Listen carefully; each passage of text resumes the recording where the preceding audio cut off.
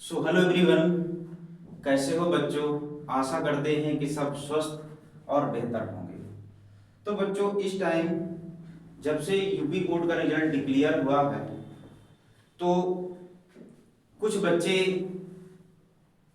सबसे ज़्यादा सस्पेंशन ये है कि जिन्होंने मेहनत की थी उनके नंबर कम आए, और कई त्रुटियां तो हमें भी देखने को मिली है कि कहीं ना कहीं बच्चों के साथ अन्याय हुआ है।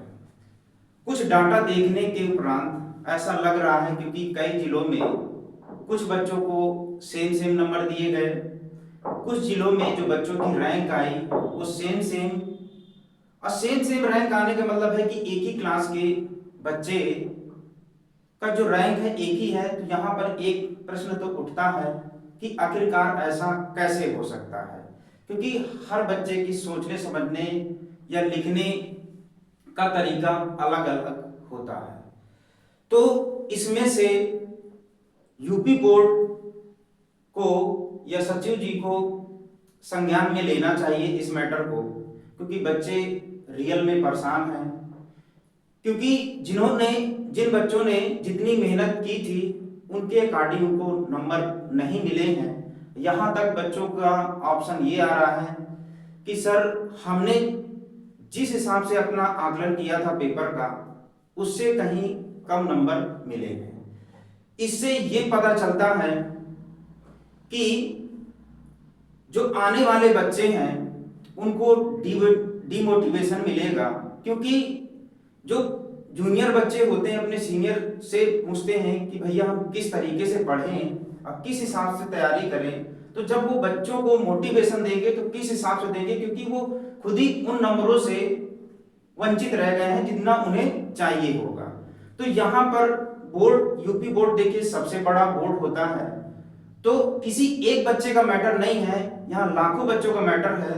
तो इस मैटर को ध्यान में रखते हुए सचिव जी को इन त्रुटियों का निराकरण अवश्य करना चाहिए, जिससे आने वाले बच्चों के लिए डिमोटिवेशन ना मिले और उन्हें अच्छी प्रेरणा मिले, जिससे वो अपनी पढ़ाई बेहतर करें और जिससे उन्हें नंबर कम आने की आशंका ना बन सके।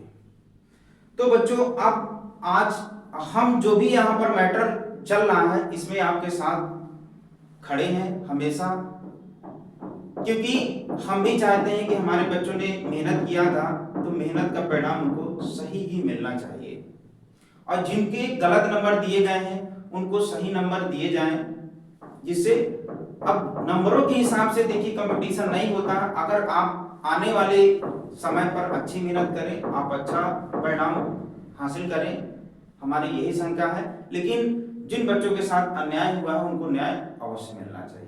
तो बच्चों, आज का जो हमारा टॉपिक है, कुछ क्लासें हमने कर ली थी, जैसे हमने पूर्व में सूचित किया था कि आपका 1 अप्रैल से सेशन स्टार्ट हो चुका है। कुछ सेशनों में हमने मैथमेटिक्स और साइंस की क्लासें करवाई थी, जिसमें से हमने पहले चैप्टर का सारा एक्सरसाइज बेसिक सारा चीज करवा दिया था। अब हम आज स्ट्रेटजी बताने वाले हैं कि किस तरीके से आपको तैयारी करना है और किन किन चीजों को फॉलो करना है स्टडी मटेरियल को लेकर के, और कैसा प्लेटफॉर्म चूज करना है जिसमें आपको इधर उधर भटकने की जरूरत ना पड़े, और सेल्फ स्टडी का भी कैसा ध्यान में रखते हुए अपनी तैयारी करना है। तो आज का बच्चों जो हमारा टॉपिक है कि सेशन 2025-26 में 90 प्लस लाना है तो क्या क्या चीजों को हम फॉलो करें। तो हमने जब 1 अप्रैल को हमने आपको बताया था कि किसी भी बच्चे को कोई भी सब्जेक्ट जब भी पढ़ना है तो सबसे पहले चाहे जो भी चैप्टर पढ़े तो उसको बेसिक से स्टार्ट करना है। तो जैसे हमने बताया था कि सबसे पहले आपके पास बुक्स होनी चाहिए। अब बुक्स में आपने प्लेटफॉर्म को चूज किया है, जैसे आप हमारे YT या YouTube चैनल में या किसी अन्य YouTube चैनल में जुड़े हैं, तो कोई भी चैप्टर अगर पढ़ाया जाता है तो उसको आप पहले पढ़ें, और पढ़ने के बाद उसको रिवीजन आपको बुक से करना है, जिससे आपको वहां बहुत ज्यादा बेनिफिट मिलेगा। और सेल्फ स्टडी का बहुत महत्व है, बुकें पढ़ना बहुत जरूरी है, क्योंकि टॉपर जो बच्चे होते हैं वो सेल्फ स्टडी का विशेष ध्यान देते हैं। जहां पर उनको डाउट होता है वहां पर वो अपनी क्लासेस जहां पर ऑफलाइन ऑनलाइन अपना चूज करते हैं। तो यहाँ पर हमने जो टॉपिक लिया है कि टॉपर का तरीका क्या होता है, तो किसी भी चैप्टर को पढ़िए तो पहले उसको बेहतरीन एक बार पूरा पढ़ लीजिए, और पढ़ने के साथ साथ जो भी मेन पॉइंट आपके बनते हैं उनको लिखना है, और नोट्स जरूर बना लेना है। नोट्स बनाने से आपको बेनिफिट ये मिलेगा कि जब आपका एग्जाम के पहले आपको रिवीजन करना होगा तो सारा चीज वहां पर तैयारी करने की जगह आप उन्हीं चीजों को पढ़ेंगे जहां से आपने इंपॉर्टेंट पॉइंट लिख के रखे हैं। तो यहाँ पर पहला पॉइंट है कि टॉपर का तरीका कैसा होता है। तो टॉपर जो भी बच्चे होते हैं तो सबसे पहले अपनी सेल्फ स्टडी का बुक के साथ साथ नोट्स बनाते हैं, और उसके साथ कुछ मेन पॉइंट जैसे आपके हमने क्वेश्चन लिख लेते हैं, उसके साथ पीआईक्यू में आए हुए क्वेश्चन कोई भी टॉपिक है उसके लिखते हैं, न्यूमेरिकल आते हैं उनको करते हैं। तो इस तरीके से आपको फॉलो करना है, जिसमें से आपको कहीं भी किसी भी चीज में कोई भी चैप्टर आप पढ़िए वहां से भी कोई भी चीज छूटना नहीं चाहिए। फिर आपका आता है सेल्फ स्टडी के बारे में हमने बताया कि सेल्फ स्टडी का टॉपर बनने के रोल में बहुत बड़ा योगदान होता है। तो सेल्फ स्टडी का विशेष ध्यान देना है, जिस सब्जेक्ट में जहां पर आपको ऐसा लगता है कि यहाँ पर हमें क्या करना चाहिए, प्लेटफॉर्म को इस्तेमाल करना चाहिए वहां करिए, अन्यथा आप सेल्फ स्टडी का विशेष ध्यान देना है। और 95% लाने का ये है कि आप अगर सेल्फ स्टडी, नोट्स, पीवाईक्यू और साथ साथ में जो भी आपके इंपॉर्टेंट क्वेश्चनों को लेकर करेंगे तो आप बहुत अच्छा स्कोर कर जाएंगे। अब यहाँ पर मई से, यहाँ पर जो हमने यहाँ पर पॉइंट लिया कि मई से रोज कैसे पढ़ें।